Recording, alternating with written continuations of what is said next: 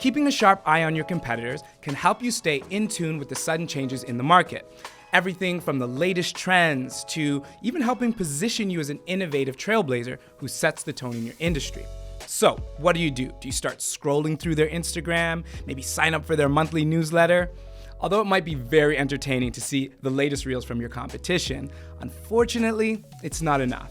You, my friends, need to create a game plan that you can follow consistently and reference back to in order to see what's new, what's the same, what's beginning to change, and most importantly, how are you adapting to these changes in the competitive landscape? Today, I'll be breaking down how to conduct a competitive analysis for your business. And stay tuned because I've included a free template for you to follow along and fill out while conducting your own competitive analysis. If you're an entrepreneur or thinking about becoming one, then make sure to hit that subscribe button. We release a new video each week that will help you start, run, and grow a successful online business. What is a competitive analysis? So let's kick things off with a brief definition. A competitive analysis essentially is you comparing your competitors' strategies, and you're doing that because you want to evaluate what are their strengths, what are their weaknesses, how different do they take on this marketing thing within their industry.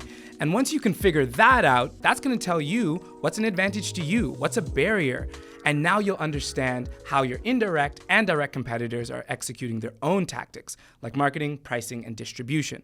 And that kind of information is very helpful.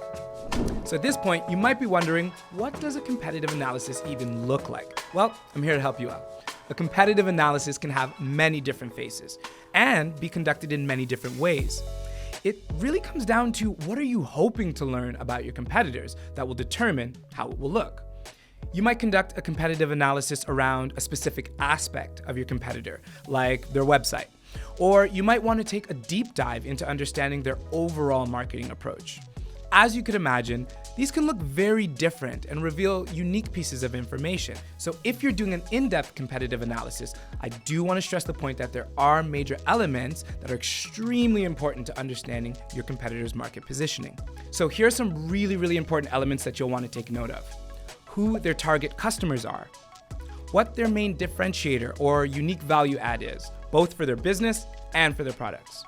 What are the key features and benefits that they highlight? And here's a tip, you can find those if you look through their sales materials. Kind of be like an investigator. Yeah. Price points for products across a variety of marketplaces. How they approach shipping. You see, these elements will give you a sort of bird's eye view of your competitors, and you'll be able to clearly see A, who they really are, and how they intend to capture a piece of the pie in your market. So if you're wanting to zero in at more specific elements of your competitors' approaches, you might consider adding some of the following elements to your competitive analysis. Get ready for this. Website features, so that includes search tools, product images, design layout, customer experience elements. What's their checkout workflow like? Customer support, mobile user experience, copywriting tactics, their descriptions for their products, their calls to action. Social media, that's a big one. Are they even on social media? How frequently are they on it? Any engagement? Content marketing, overall marketing tactics. What kind of promotions are they putting out there or discounts? Email marketing is a big one.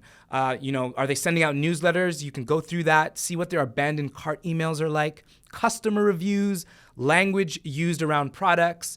Any complaints? That can give you some information. So as you can see, there's really no one size fits all when it comes to conducting a competitive analysis. You'll simply want to identify what information do I need to know about my competitors in order to position yourself strategically. Okay, and this brings us to the big why. Why does a competitive analysis even matter for an e-commerce business? And that's a fair question because a lot of people might be thinking, is this just another thing to do, like another business document, or is this really going to help me in my business? Kind of envision it this way, and this is kind of an analogy. If a business was like Formula One race, okay? Imagine the advantage that you would have if you actually knew everything about the driver, their strengths, weaknesses. Imagine if you had information about their car. Imagine that. All of that information would only enhance your competitive angle big time.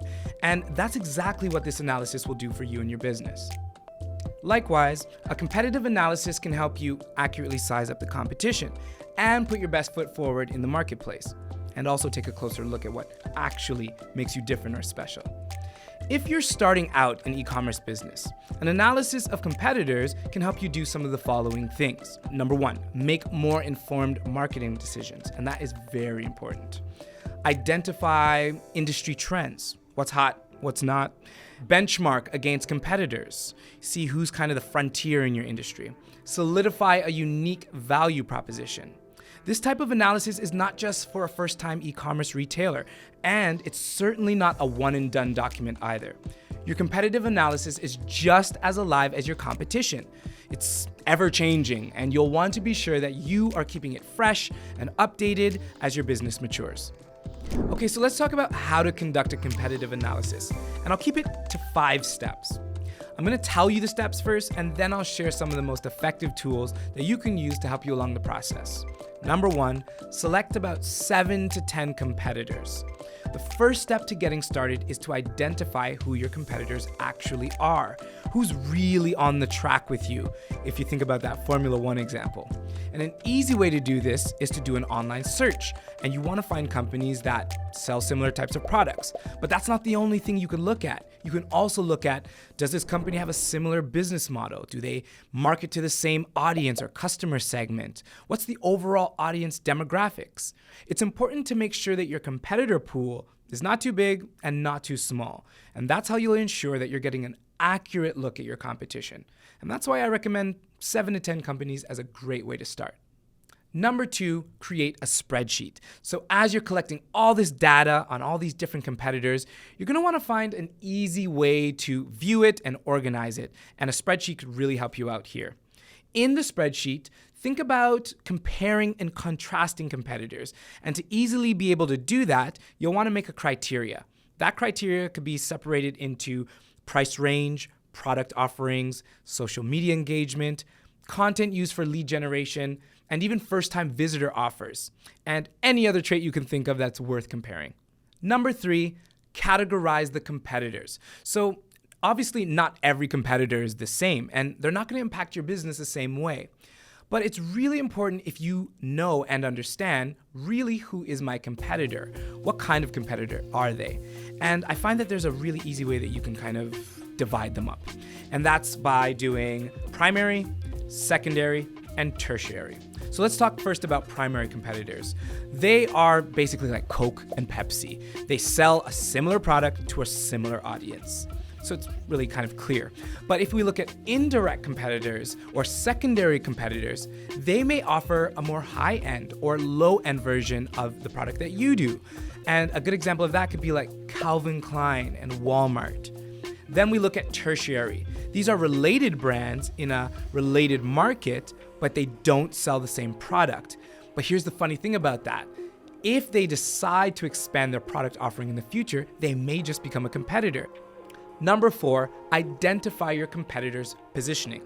Now, positioning is one of the most persuasive marketing tools for any business. And if you can get this right, you can really ensure a long, healthy relationship with your customers. So how can I explain it? Positioning kind of determines the overall messaging, the value, and the overall strategy of any business. So you can imagine if you understand this about your competitors, then you are right in the front seat to knowing how to go up against them. So this is where you can find your advantages and opportunities to differentiate, or what I like to call find your superpower. When you're determining your competitor's positioning and messaging, you'll want to take a look at the following things: social media, press releases, website copy, product copy, customer reviews. And once you've found this information, ask yourself the following questions. What story do they tell their customers? What's their company description? How do they position their products? How do they describe their unique value proposition? What are their customers' biggest pain points? If you can get that information and come up with those answers, then my friends, you have the golden key to finding a unique place in the market to win or win back customers and increase your market share. And that's exactly what you want to do. Number 5, conduct a SWOT analysis. And then there's the good old SWOT analysis. Now, this document or this analysis is used by many marketers, and it's a good way of kind of painting out a picture of your business or your competitor. And first off, I should tell you what it means. SWOT stands for strengths, weaknesses, opportunities, and threats. And this is a way for you to get a visual of your business to see where can I excel or improve, or what's working for me, and continue to do that. I like to say, consider using a SWOT analysis at least once a year, just to make sure that it's current, it's refreshed, and that you're staying up to date through that competitive landscape. Tools you can use. Are there any tools that I can use to make the process a little easier? The answer, absolutely. So I'll share some of those. SEO analysis. Ahrefs checks any URL's top performing organic keywords and gets estimated traffic reports around those keywords. Alexa. It helps to define audience demographics and search rankings. SE ranking shows competitors' paid and organic search performance, strategy, and keywords. SimilarWeb gives insights into estimated monthly visits and key traffic sources for a website. SpyFu. That will help you research and download the most profitable keywords your competition is using in their PPC campaigns. Espionage. They show how many keywords competitors are using on Google Ads and which ones they're targeting, as well as their projected monthly budget. So, tools that you can use for social media performance or to check up on those. RivalQ, they show how often competitors post across social channels, their average engagement rates, and their most successful content. FollowerWonk, they provide Twitter insights around follower demographics, key influencers, and performance metrics. Sprout Social is a really cool one. It benchmarks around competitors' social performance across all social channels. It also shows the influencer identification and reporting. If you're getting into email marketing, Owlletter is really cool because it analyzes changes in sending frequencies, it spots trends in competitors' emails. MailCharts, it aggregates emails and provides insight into frequency of email sends, subject line, tactics, and so much more. Okay, so content marketing performance. Here's some tools you can use for that. BuzzSumo. They help you see the top performing content for topics and for specific competitors, as well as total social shares. Monitor Backlinks helps monitor backlinks each time someone references your content, plus that of your competitors. Feedly, they aggregate content as it's published so you can study topics covered by your competitors in one single place, and that is super helpful. So I encourage you to use these resources and start gathering data and dropping it into your competitive analysis spreadsheet, so your findings are all stored in a single organized space. And you'll also find that by using this information, you'll be able to stay competitive in the market while making the right changes to your business at the right time. This will help you to set trends that will ensure that you're a leader in your industry for years to come. So once you've finished your competitive analysis, you're going to want to start thinking about what e-commerce platform to choose. In my opinion, Shopify is the best platform to run an online store. Shopify makes it really easy to build, manage, and to market your e-commerce store. I think Shopify has definitely helped us and many businesses to get started. And there's nothing like hearing the cha-ching when you're out living your life and doing something that you love. I like that. So if you're interested, Shopify offers a commitment-free 14-day trial. There's no credit card required, and if you click this link right here or in the description below, you can get started.